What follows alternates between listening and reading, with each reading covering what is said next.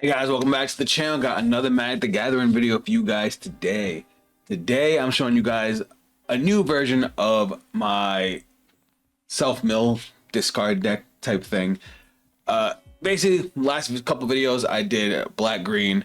It was a self-mill deck to get, cards like Ardyn the Usurper into the graveyard and start bringing dudes out from the graveyard. This is similar to that with a couple different twists. Rather than going for more self mill, it was more of a discard where, once I see the big boys in the hand, I can discard them to pay for a bunch of other effects.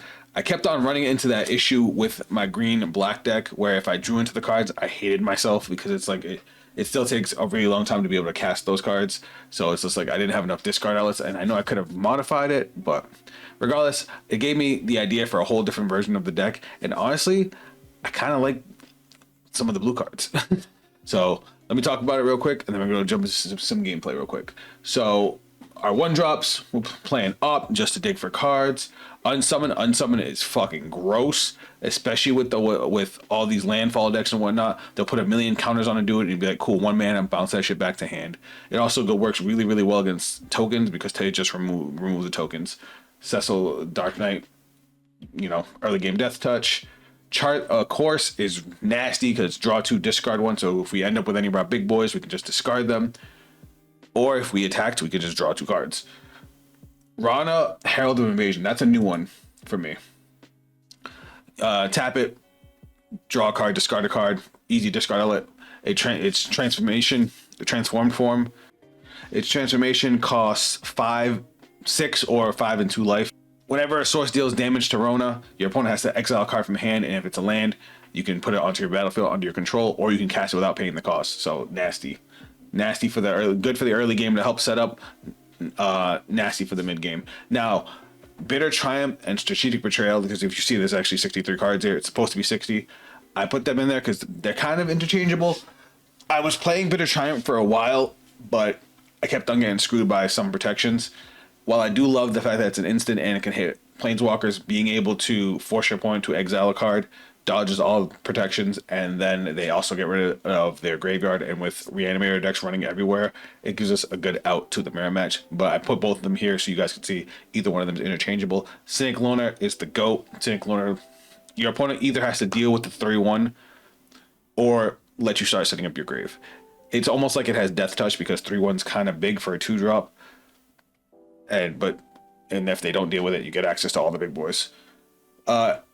Everflowing Well, unfortunately, is rotating out in the fall, but same with Liliana, which I just found out.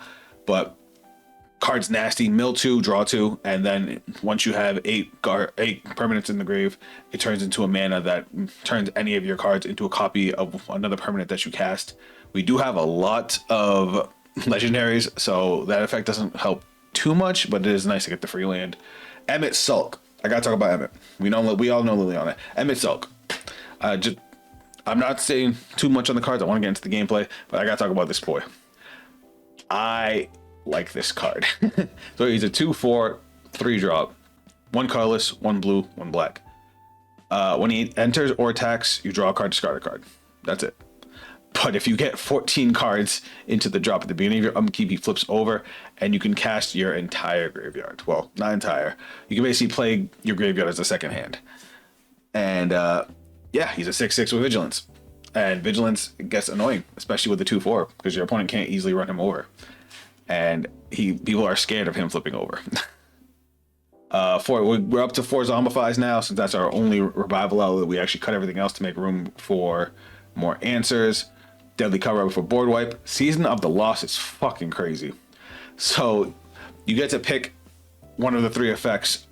So you have, I don't even know what this is called, but it's like 5 marks. So you can either force both players to sacrifice 5 creatures,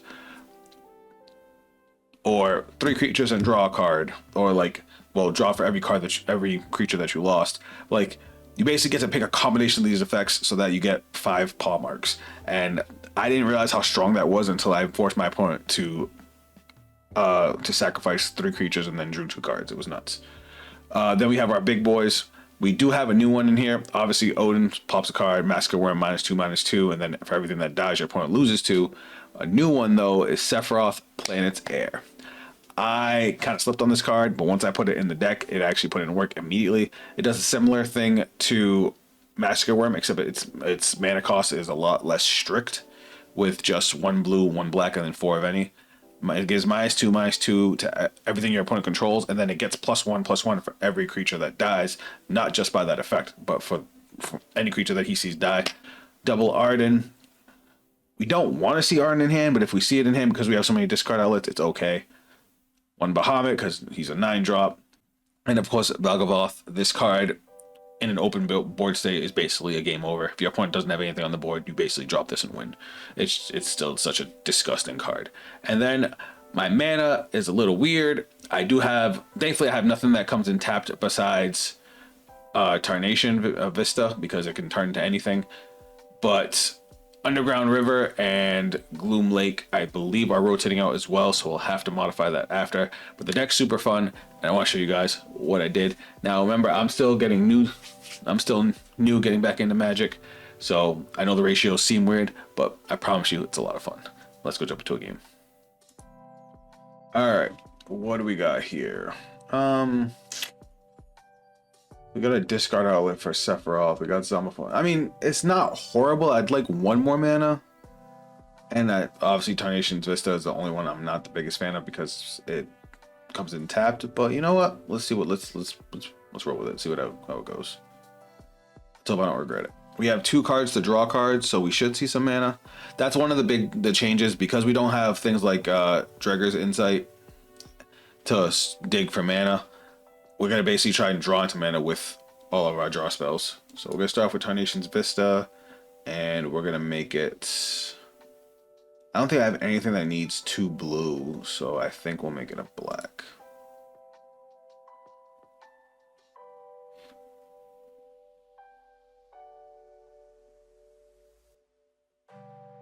Alright. Oop. Let's draw cards. Ooh, I forgot about Unsummon. I could have kept Unsummon. We'll get rid of Sephiroth. Well, we have 2 Zombifies now. We do need 1 mana, though. We do want a mana. I will say I do need an out to artifacts, because there's that one artifact, well, there's 2 artifacts that are always floating around that can exile creatures out of your graveyard. That card gets annoying. Alright, let's drop the blue. Let's drop Overflowing Well. I probably could have did Charter Course and kept that, so that way I could have had the response with Unsummon. That's just something I gotta get used to. Let's discard Massacre Worm. I didn't realize I had so many cards in hand. What the fuck is that? Now I have the option to go straight into Zombify to get either... Oh, never mind. I didn't realize we milled Valgavoth. We're definitely doing it. I was going to say Massacre Worm and Sephiroth I could summon, but our opponent doesn't really have much of a board, so it's like, do I really want to do that? But I didn't realize we had Valgavoth already in there. We're definitely grabbing Valgavoth. Put 2 non-creature non-land permanent cards at mana cost 3 or less for among them onto the battlefield. Put the rest to the... Okay. You know what? I'll take that. Alright, so they have to get rid of 3 permanents to exile it.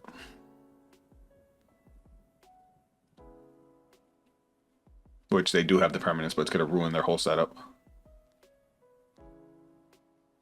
Yep, they're doing it. Rough that they get to keep that. Alright, what can I do? Alright, we can deal with this with Unsummon. I think I'm going to slow the game down a little bit. Let's go Cynic Loner and Rana. We still have 1 for Unsummon, so we're good.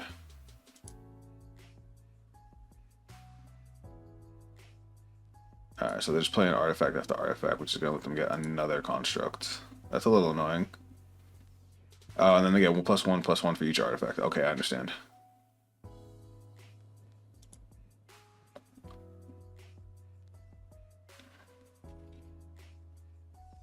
Alright. I want to say we're going to unsummon one of these. Now, let's see what we can do here. 1, 2, 3.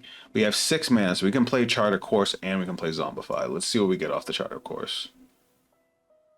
Oof. Good top deck. Good top deck. So let's go Zombify. Let's grab Ardyn. Pop you.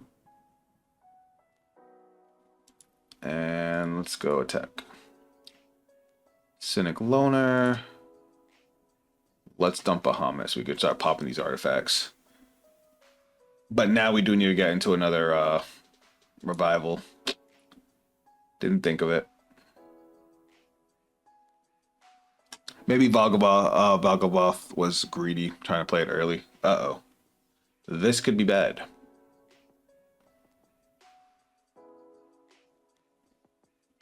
Actually, we could get lucky here.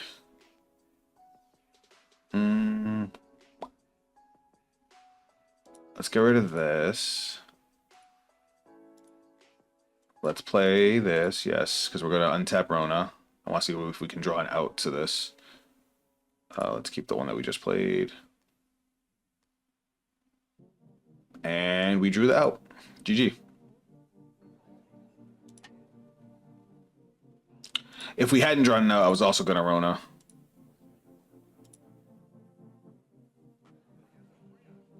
Because I would have tried to draw another card to try and get into the out, but now we win because of Odin's effect.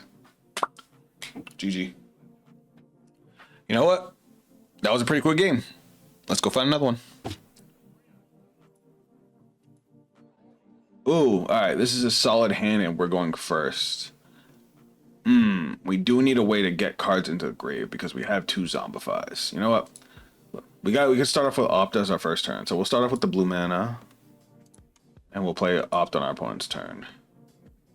See if we can dig for something nice.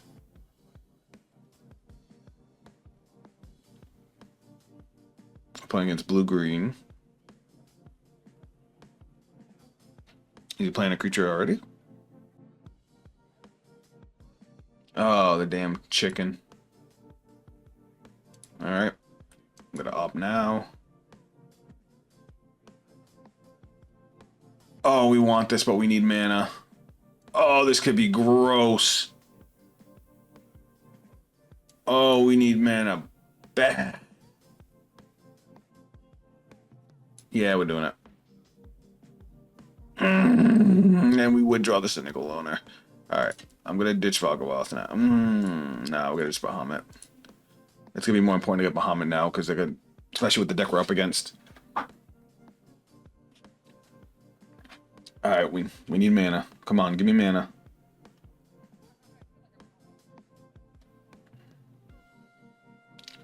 I will say, that was one of the things I liked about the green-black deck, was being able to dig for mana was a lot easier. Like, we just drew 2 cards and didn't draw mana, as opposed to being able to check to mill 3 cards and then add a mana or 4 cards.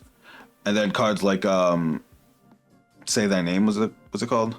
It would mill 4, and then you could add a creature or a mana from grave to hand, whether it milled those cards or not.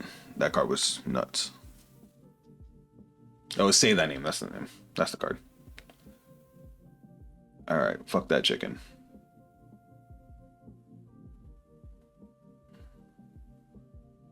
Word. Ugh, alright. Do I Liliana here? Because if not, I can play Cynical Loner and Opt.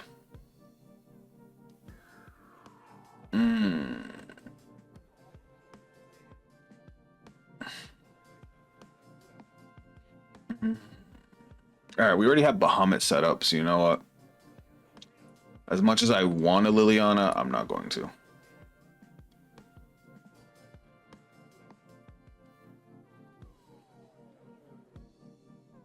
Like, we can kill the Chocobo, but we don't need to. It's going to be a 3/4, so Cynical Loner can't fight it by itself. But we can block with it, and then we're going to try and Opt to get into a mana so we can Zombify Bahamut back. Ugh, I hate that card. That's a it's a fucking great card. Just a fucking pain in the ass. Rides the Shoe Puff. All right, now it's a 4/5. Yay. But we shouldn't have to worry about them playing anything else. Do I take the hit here? You know what? Yeah, we gotta take the hit.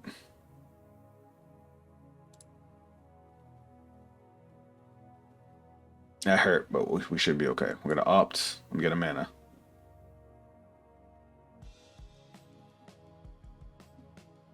Word. Word. The boy. We're killing Ride the Shoe Puff. Fuck that card. I'm not hyper worried about the Chocobo. We can kill the Chocobo next turn. We have plenty of outs to it. He's not going to swing with it because Bahamut will just kill it. But Ride the Shoe Puff can stack. Ooh, he made it indestructible. Interesting. All right, we're going to dump our boy Ardyn. Now he's going to deal with Bahamut. But then if he kills Bahamut next turn, we could just zombify, bring out Ardyn, bring out Bahamut, and do it all over again. And then we also now have Liliana, which we can use to dump Valgavoth, and we can summon back Valgavoth. Like, we have the plays. But yeah, I ended up super leaning towards Cynical Loner because I like being able to choose what I want to dump as opposed to chancing it on a mill.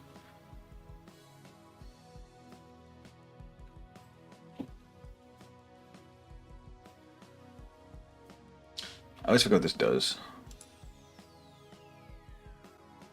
He gets to get 2 basic lands, that's fine. So he's gonna become, not because Ride the Shoe Puff is gonna pump him up 2. We're gonna have to block this because we're getting a little low on life. So he's gonna get 4 counters. So he's gonna jump up to 9, 10. So he's not gonna die, but we're not worried about it. Alright, I'm gonna grab Vios. We're gonna play Zombify. Grab Ardyn. Now Ardyn's gonna go off, getting us Bahamut.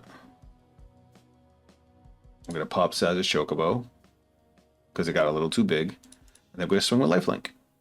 And then Cynical Loner will set us up even more. I think at this point, Sephiroth is the way to go. Because if he tries to spam out a bunch of little dudes to pump them up, Sephiroth can, cut them out before they can get going. That's a bird.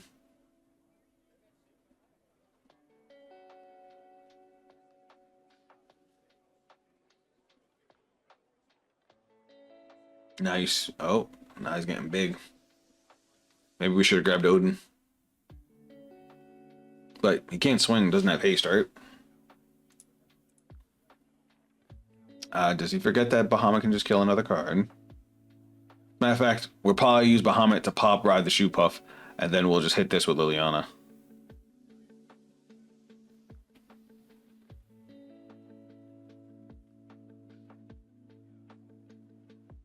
It got big real quick.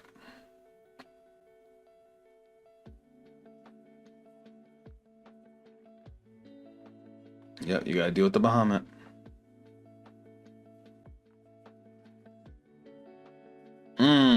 You suck for that.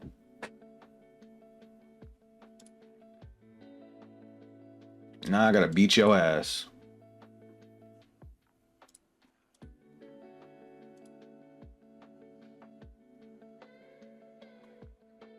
Do me a favor, hold this.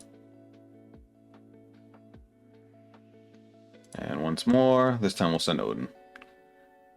I like it because as we fill up our graveyard, we're setting up for Emet-Selch, but we're also giving ourselves more options because all we need to do is top deck a Zombify and we go ham. And then we have the draw power to search it out. We're gonna play the Overflowing Well to draw 2 cards. Emet-Selch can drop and draw us 1. So we're gonna be able to draw 4 cards next turn. Pay 1 up to 3 times, destroy target artifact enchantment, exile target player's graveyard. That sucks. And you gain full. When this crease enters, you may pay a green up to 3 times. When you pay this cost 1 or more times, choose up to that many. All right, and how much was this? 3. God, so you can exile my graveyard and gain 4 life. Exiling my graveyard fucking sucks. I mean, we still win because Bahamut just swings over the head. But ew. Destroy target art. Oh, it's an enchantment. Oh, Bahamut's gone. That's sad. And so's my whole graveyard. All right, now we actually have to like figure this out. All right, give me that. Let's activate you. Discard Valgavoth. Since I don't see us casting that for 9. Do we have enough mana for both? 3, 6, we do. Okay, so let's start off with the Overflowing Well. 1, 2, and then we draw 2, all lands, and then we'll play Emet-Selch. Draw 1. What a top. I never took the 3 cards out. I'm playing 63 cards right now.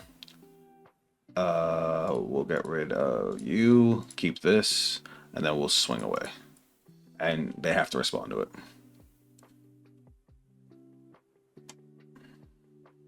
At this point, she's done her job.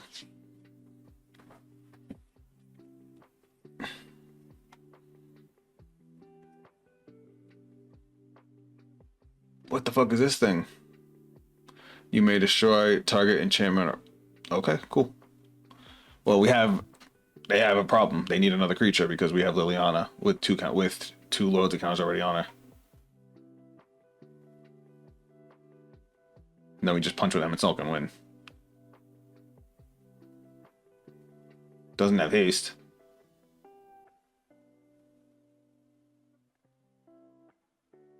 And there it goes. Oh, look at that, Zombify.